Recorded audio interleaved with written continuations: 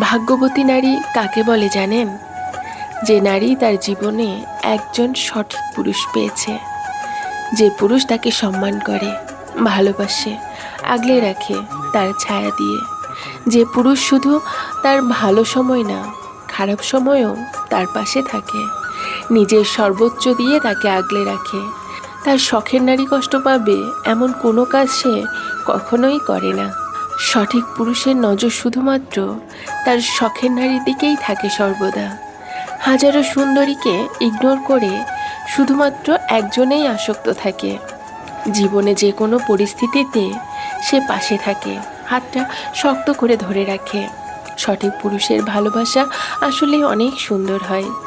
আর সেই ভালোবাসা যে নারী পেয়েছে, সে নারী নিঃসন্দেহে ভাগ্যবতী একজন নারী।